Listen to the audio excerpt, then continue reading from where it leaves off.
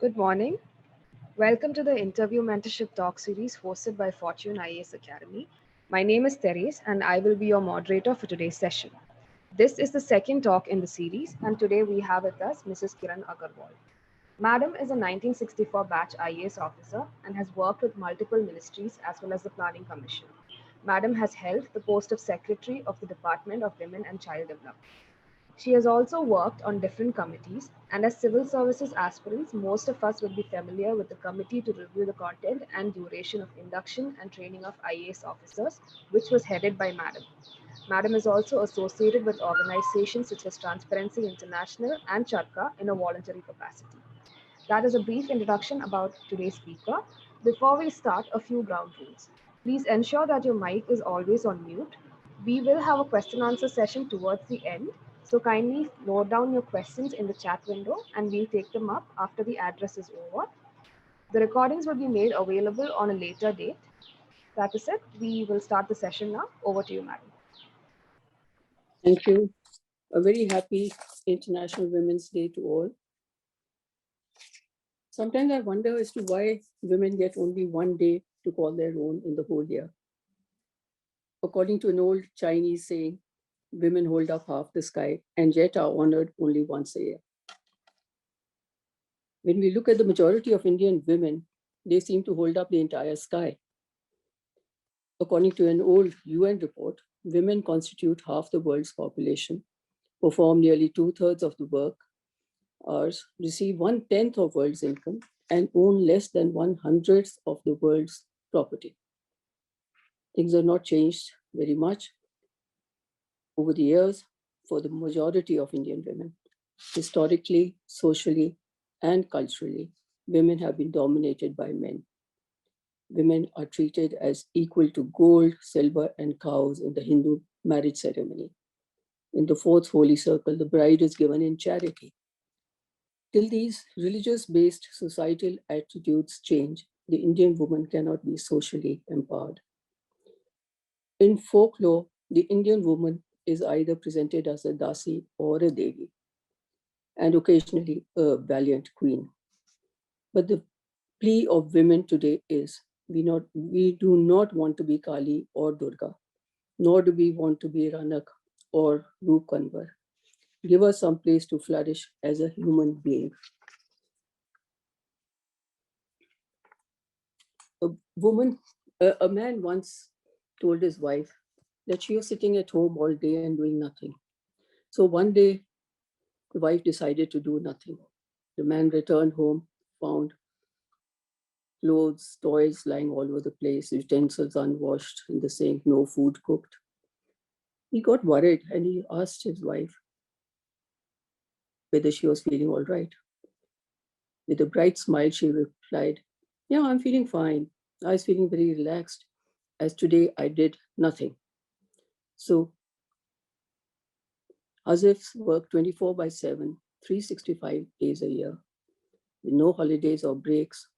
It's all unpaid and unrecognized labor. The man of the house is served a hot breakfast before he leaves for work, given his packed lunch to go take with him, and returns in the evening to hot tea and snacks and a hot meal thereafter. All the other duties of the house are taken care of by the woman. If, of course, the woman happens to be working, and in the present day India, a large number are, they still have to ensure that the morning chores are done at the crack of dawn. She returns tired in the evening, and no one is waiting to offer her a cup of tea. She straight away gets down to housework.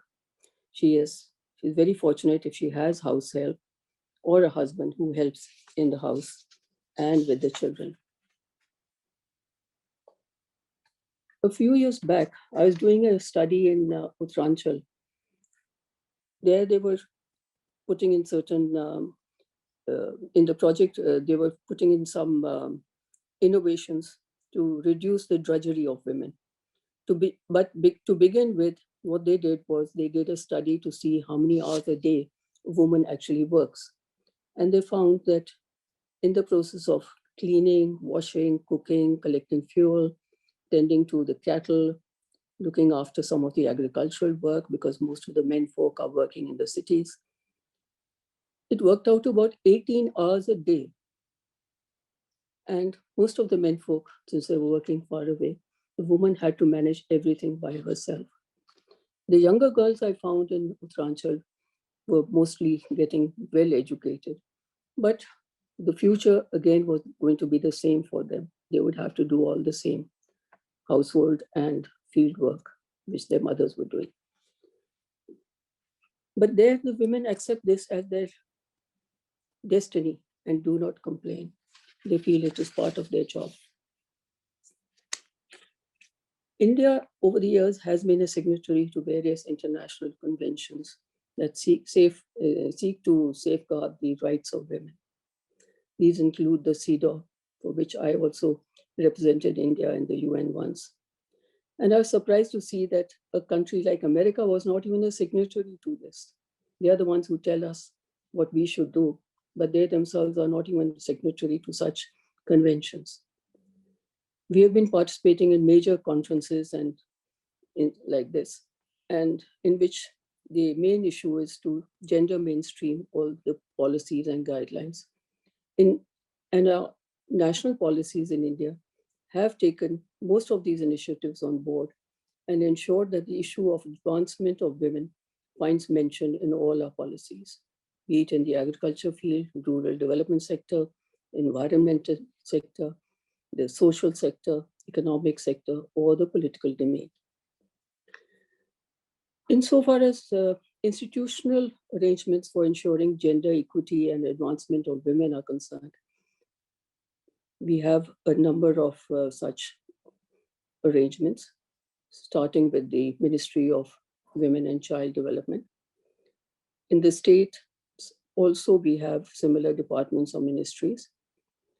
Then we have the National Commission for Women. Then we have committees for the empowerment of women, which regularly meet to monitor the extent to which the policies and the schemes for women are really impacting them.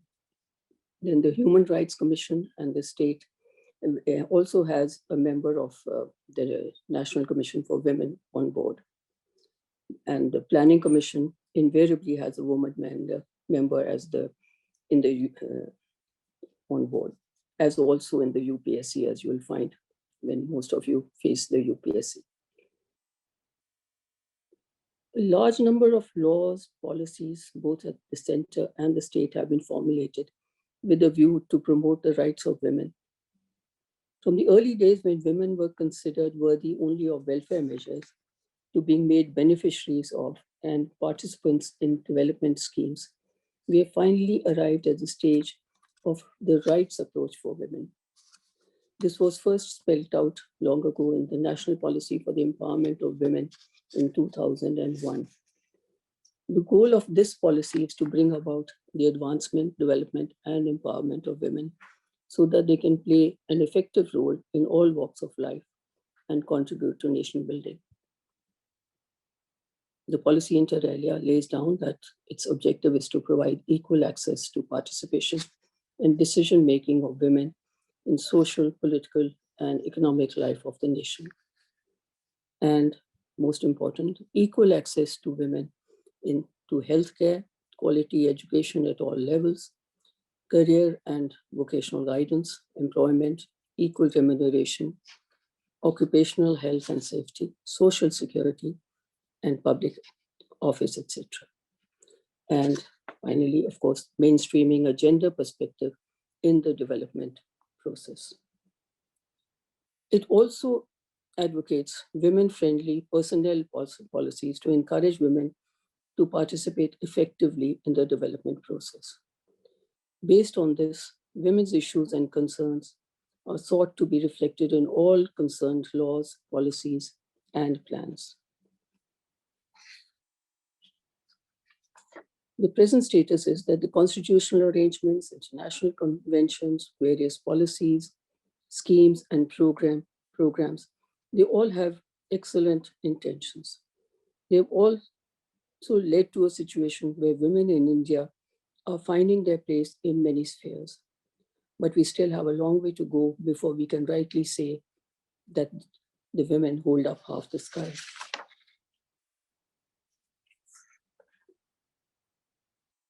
At its core, empowerment requires social empowerment, which includes equal access to all the necessities like education, health, nutrition, drinking water, sanitation, housing, etc. For this, as you all must be aware, a large number of schemes, which I will not go into at this stage, are in place both at the center and the states. And the idea is to uplift the position of women. But a lot needs to be done yet.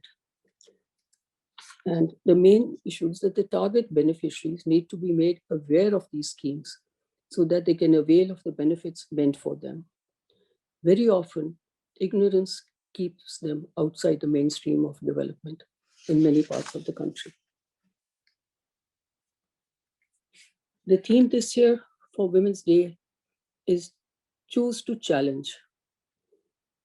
And the challenges are many, but the ones that really concern us are the out-of-school children, child marriage, which is still very rampant in India, malnutrition and anemia,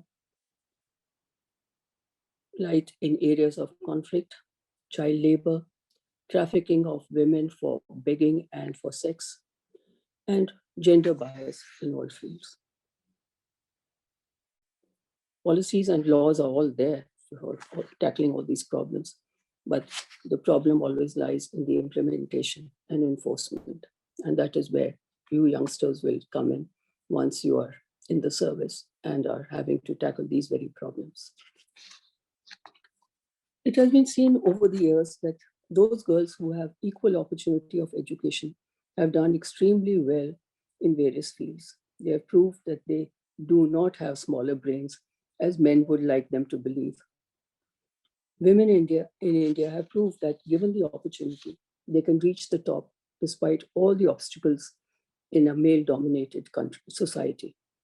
They have broken the glass ceiling in many fields, including electronics, IT, biotechnology, industries, banking, armed forces, space technology, etc.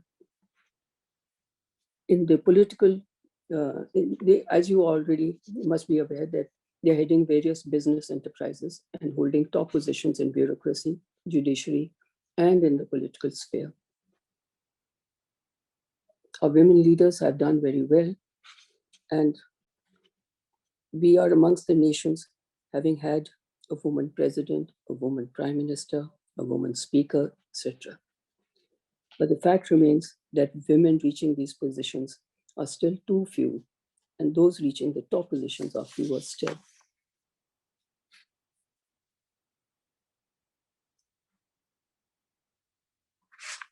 As I said earlier, education is the main focus for women to get empowered.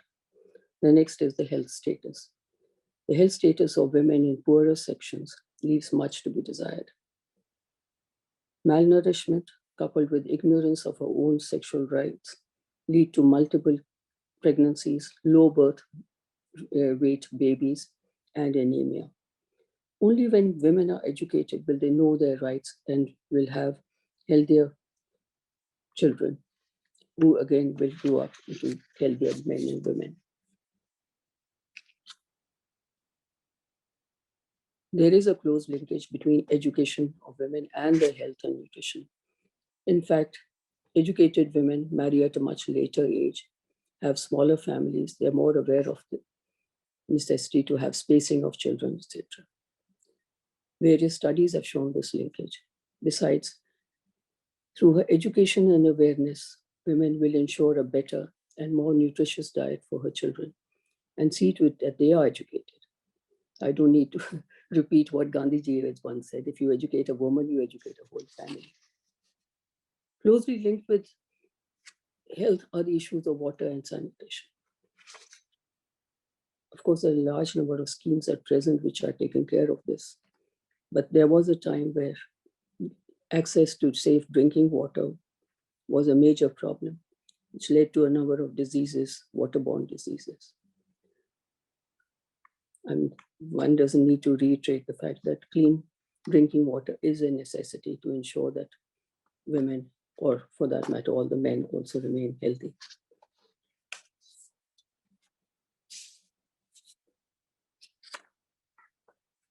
For women to emerge from the age-old male domination and participate as equals in the social, economic, and political life of the nation, it is absolutely essential to provide them a conducive and women-friendly environment. For this, firstly, the men need to be gender sensitized.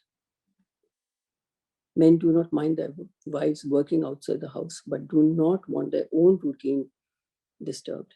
They must learn to share the housework and accept the fact that the women have to perform many roles. The working woman whose pay packet is happily accepted by the family is burdened with multifarious tasks and sometimes buckles under stress, leading to counseling, short stay homes, family courts, etc. There is need for support services for the women whose roles as wives and mothers should be accepted and supported. I was quite shocked today when I was checking the newspapers in the morning to see that there are nearly 40 countries where women are forced to quit their jobs when they are pregnant. Fortunately, in India, we have a good maternity leave policy, and women are allowed enough time to look after their children, and creches are also provided in most of the offices. And there are still some countries where women are not allowed to travel without a male relative accompanying them. Fortunately, in India, that's not the case. But on the other hand, we have this problem that women don't feel very safe traveling alone. The number of cases which have been highlighted recently in the recent past about how women have been molested, assaulted while traveling alone. And the problem is that they are the ones who are blamed for it. Why were they traveling alone? Why were they dressed in a particular manner, etc.? At the workplace, women need to be provided with a safe environment and should not be subjected to sexual harassment. Government has put in place the Sexual Harassment at the Workplace Act, under which every organization is supposed to have a committee which should monitor any such cases of sexual harassment.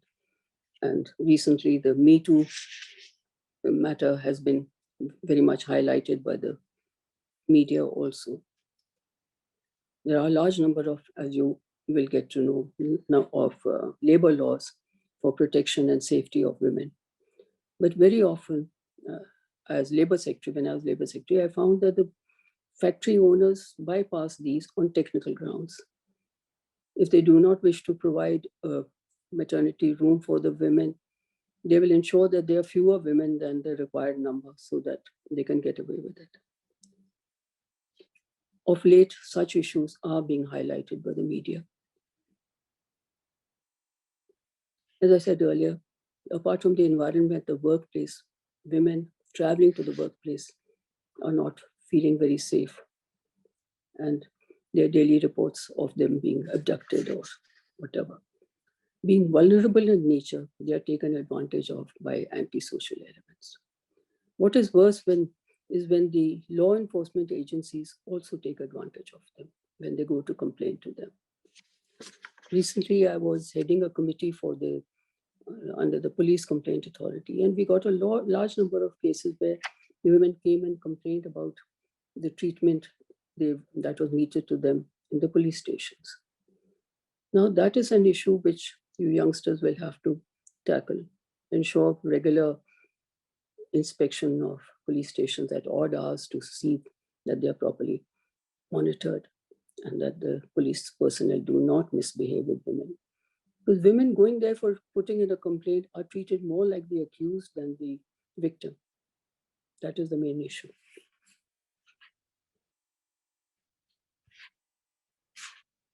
But it's in the judiciary also, of course, now large number of judgments have come highlighting this issue of how the rape victims should be treated and how, but till some years back,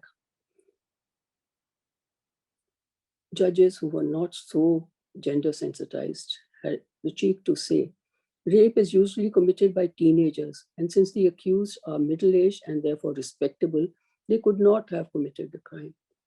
I mean, such attitudes, and the judge went on to say, the upper caste men could not have defiled themselves by raping a lower caste woman. And the fact remains that it's the low caste women who are the most vulnerable in the rural areas. So there's so much need for gender sensitization of the police personnel, of the judiciary. And of course, the media. Media also needs to be equally gender sensitive to such issues. I find that the representation of women in the political field and domain is increasing by the day. But we are still far from what was envisaged, about the 1/3 representation. Women have just not been able to get that through the parliament, about the representation of women in parliament. Because once they are there in those positions, they can ensure that women down the line get their dues in all areas of life.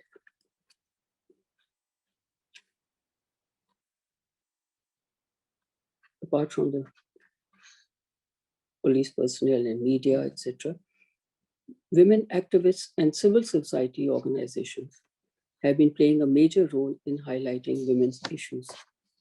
But for that, they need a media which is also gender sensitized, so that does not portray women in a poor light.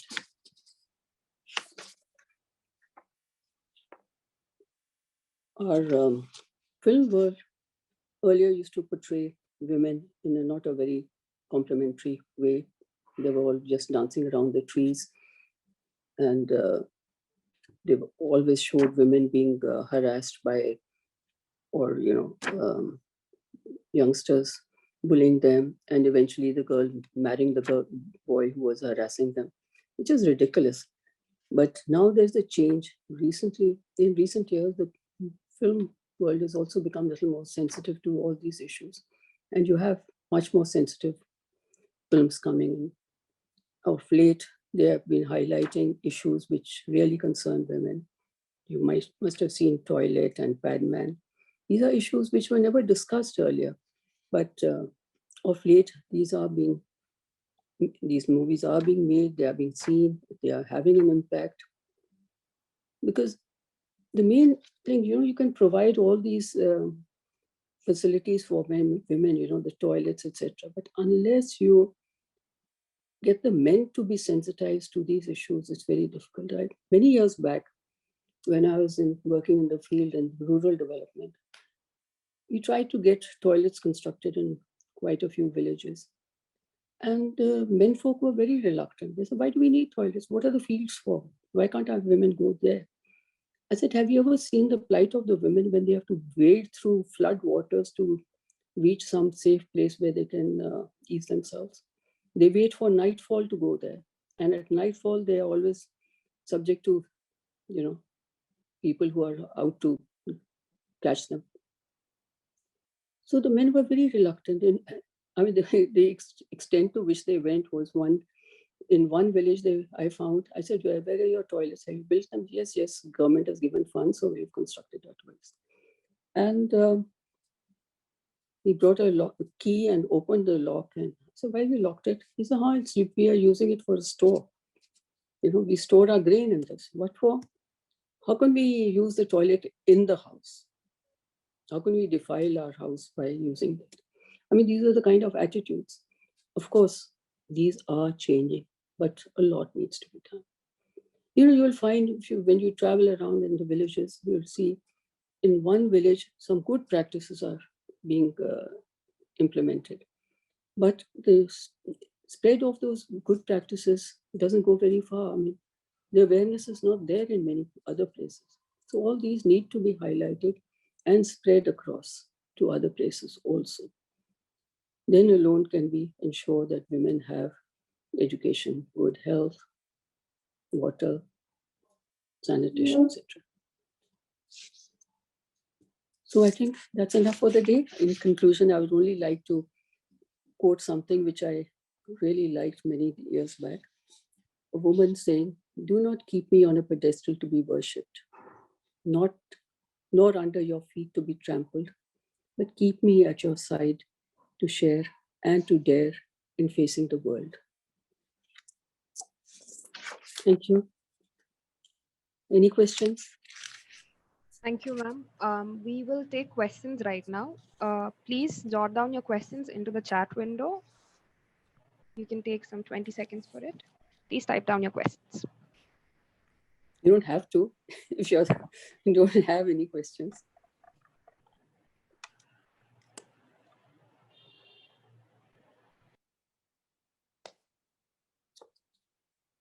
Can I see some of the faces? I don't see many faces. Switch on your cameras.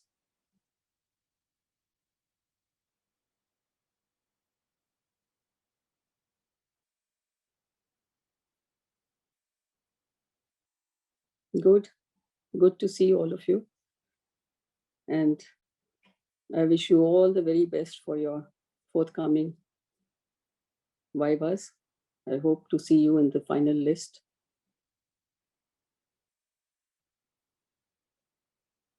And I'm glad to see the equal, or rather more women than men here. Good. And that's very heartening. We need more women, especially at the top. Of late, I think quite a few women have been topping. So keep it up. Thank you, ma'am. I think we have a couple of questions. Okay. I will read out one. This question is from Ardra.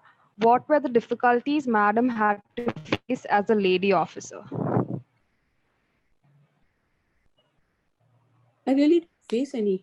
People just accepted me. In fact, they were very happy. Like right in the beginning, when I went into the field as a very, very junior officer, the village folk were very welcoming, and they said, "Oh, we are so happy that you've come to see us." And we haven't seen any officer for the last many years. And since I had gone there in a boat during the flood times, they were just touched, and very happy. Later in the secretariat, of course, being in the position, no one ever questions you because you are in that position. So really, I had no problems. With the ministers, yes, I always had my one-offs with the ministers, but I stood my ground. And that was it. I mean, very often I used to be in a group where there were 30 men and I was the only woman, but somehow you never feel self-conscious after a point of time.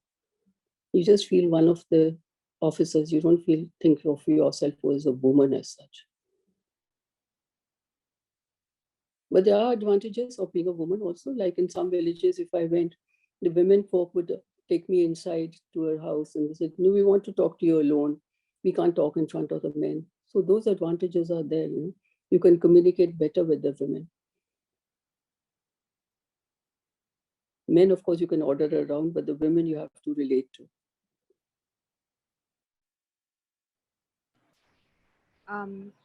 The next question is from Pranav. He's asking, what is your opinion on the recent remarks of the Chief Justice regarding marital rape?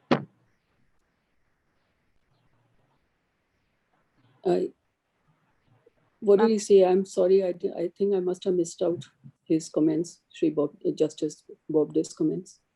Pranav, do you want to follow up on the question? What did he Justice recently Bobde asked? He recently asked he asked that how can you call something is rape, even if a husband is even if the husband is very brutal to his wife in his bedroom, how can we call it a rape because they are married? So he made such a statement a couple of days ago. So that kind of telling that marital rape is a okay thing, right? From such a person of the constitutional status. Well, I don't want to be hauled up in contempt, but I have my views on that. That you cannot. I mean, a woman has the right to say no, whether it is a husband or is any. It's her body. It's for her to decide how she wants it used or misused. Just because she's married, she does.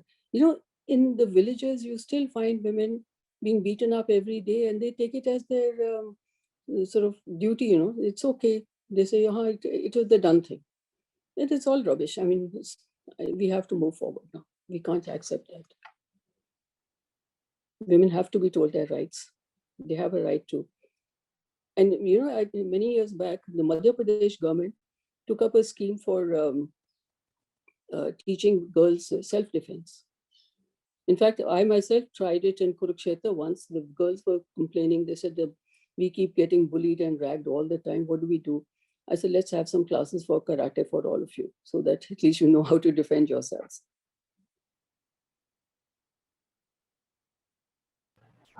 We have a question from Nivedita. She's asking, ma'am, what is your opinion on the recent proposal to provide wages for household work? That's going to be a difficult one. As I said right in the beginning, it's 24/7 and 365 days a year work. So I don't think you can monetize that. It's going to be very, very difficult. That's it. That is why I suggested the men should also participate in the housework. They should help take care of the house and the children. So then there will be no question of saying so many rupees per hour of work.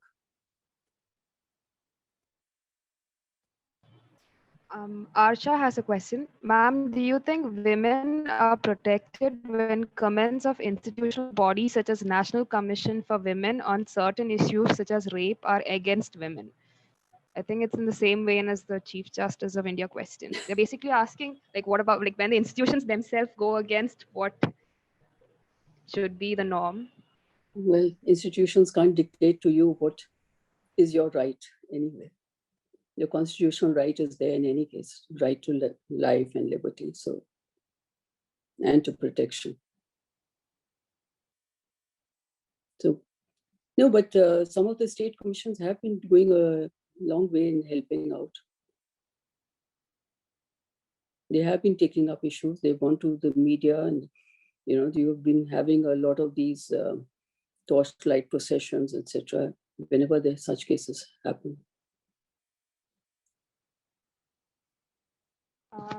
The next question is from Amrita. Ma'am, what are your thoughts on Indian style of parenting when it comes to female and male children? You can't generalize on this. I think it's a very individual matter. Every parent decides for himself or for themselves as to how to tackle this issue. Some go by the family traditions, some are going by the very modern ways of letting the children do what they want.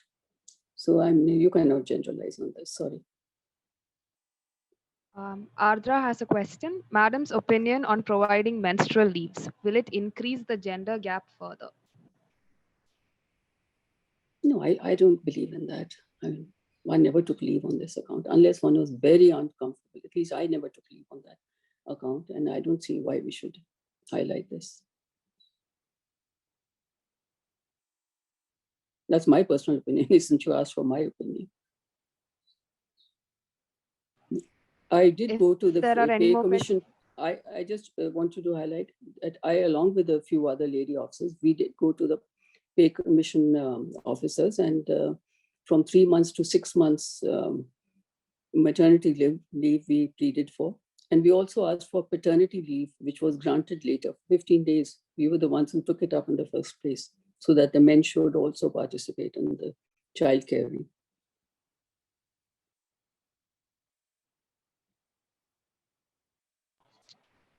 If there are any more questions, please type it into the chat window. We will be closing soon. I don't think they have any more questions, so let's close. And a very happy Women's Day, and let every day be a Women's Day. Why only one day in the year? Okay, thank you. Thank you, ma'am, for taking time out for us. I'd like to thank you on behalf of Team Fortune and all the participants. Thank you. Thank you.